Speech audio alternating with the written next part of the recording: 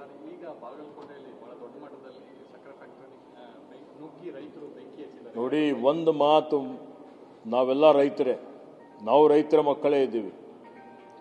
ಇವತ್ತು ಇದೇನು ಕಬ್ಬಿನ ಸಮಸ್ಯೆ ಬೆಲೆಯನ್ನು ಕೊಡುವಂಥದ್ದಿದೆ, ಸನ್ಮಾನ್ಯ ಮುಖ್ಯಮಂತ್ರಿ ಈಗಾಗಲೇ ಎಲ್ಲರ ಜೊತೆಯಲ್ಲಿ ಚರ್ಚೆ ಮಾಡಿ ಇವತ್ತು ಒಂದು ಸೂಚನೆಯನ್ನು ಕೊಟ್ಟಿದ್ದಾರೆ.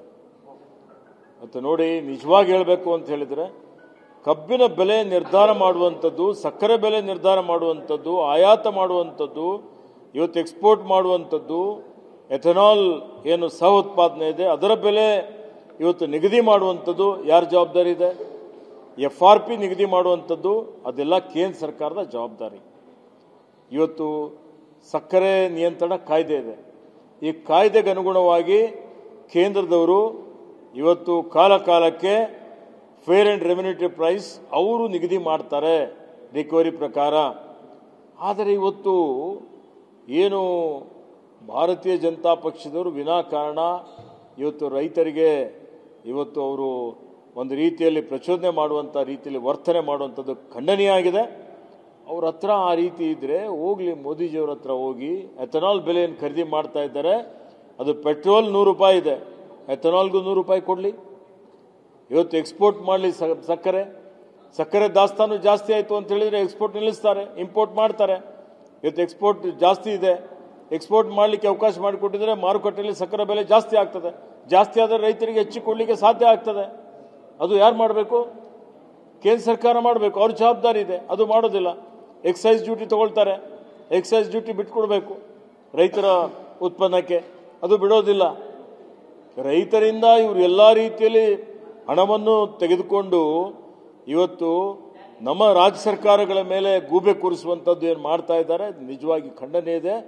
ಇವತ್ತು ನಾವೆಲ್ಲರೂ ಕೇಂದ್ರ ಸರ್ಕಾರದ ರೈತ ವಿರೋಧಿ ನೀತಿ ವಿರುದ್ಧ ಇವತ್ತು ಹೋರಾಟ ಮಾಡ್ತೇವೆ ಅನ್ನುವಂಥ ಮಾತನ್ನು ಹೇಳಿಕೆ ಬಯಸ್ತಾ ಇದ್ದೇನೆ. ದಯವಿಟ್ಟು ರೈತರು ಅರ್ಥ ಮಾಡಿಕೊಂಡು ಇದಕ್ಕೆ ರಾಜ್ಯ ಸರ್ಕಾರದವರು ಈಗಾಗಲೇ 50 ರೂಪಾಯಿ ಮಾನ್ಯ ಮುಖ್ಯಮಂತ್ರಿಗಳು ಘೋಷಣೆ ಮಾಡಿದ್ದಾರೆ. ಇವತ್ತು ಏನು ಅತಿವೃಷ್ಟಿಯಿಂದ ಬೆಳೆ ಹಾನಿಯಾಗಿದೆ ಅದಕ್ಕೆ 8,500 ರೂಪಾಯಿ ಹೆಕ್ಟರ್ಗೆ ಹೆಚ್ಚುವರಿಯಾಗಿ ಕೊಡುವಂಥ ಘೋಷಣೆ ಸನ್ಮಾನ್ಯ ಮುಖ್ಯಮಂತ್ರಿಯವರು ಮಾಡಿದ್ದಾರೆ. ಇವೆರಡೂ ಸೇರಿದರೆ ರಾಜ್ಯ ಸರ್ಕಾರ ಸುಮಾರು 2,000 ಕೋಟಿ ಹೆಚ್ಚುವರಿಯಾಗಿ ರೈತರಿಗೆ ಕೊಡುವಂಥ ಒಂದು ಇವತ್ತು ಕಾರ್ಯಕ್ರಮ, ಇವತ್ತು ಯೋಜನೆ ಈಗಾಗಲೇ ಘೋಷಣೆ ಆಗಿದೆ. ಹಣನೂ ಇವತ್ತು ಬಿಡುಗಡೆ ಆಗ್ತಾ ಇದೆ. ಅದಕ್ಕೆ ನನ್ನ ವಿನಂತಿ ಇದೆ, ರೈತರು ಇವತ್ತು ಮುಷ್ಕರವನ್ನು ಹಿಂಪಡೆದು ನೈಜವಾದಂಥ ಏನು ಒಂದು ರೈತರಿಗೆ ಮೋಸ ಮಾಡಿದಂಥ ಕೇಂದ್ರ ಸರ್ಕಾರದ ವಿರುದ್ಧ ಹೋರಾಟಕ್ಕೆ ಕೈಜೋಡಿಸಲಿ ಅನ್ನುವಂಥ ಮಾತನ್ನು ಹೇಳಿಕೆ ಬಯಸ್ತೀನಿ. ಸರ್, ಈಗ ಈ ರೈತ ಹೋರಾಟದಿಂದ ಬಿಜೆಪಿ ನಾಯಕರ ಪ್ರಚೋದನೆ ಇದೆ ಅಂತ ತಮ್ಮ ಆರೋಪ.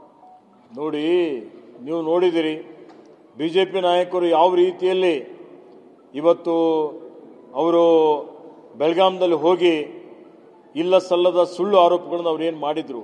ಅವ್ರ ಹತ್ರ ನೈತಿಕತೆ ಇದೆಯಾ? ಹೇಳಿ, ಅವರು ಬಹಿರಂಗವಾಗಿ ಬಂದು ಮಾತನಾಡಲಿ. ಅವರೇ ಮಾಡಿದಂಥ ಎಲ್ಲ ತಪ್ಪು ನೀತಿಗಳು, ಅವರೇ ಮಾಡಿದಂಥ ರೈತ ವಿರೋಧಿ ನೀತಿಗಳಿಂದ ಇವತ್ತು ರೈತರು ಸಫರ್ ಆಗ್ತಾ ಇದ್ದಾರೆ.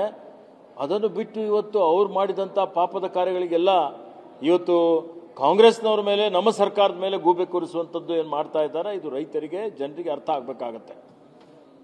Thank you.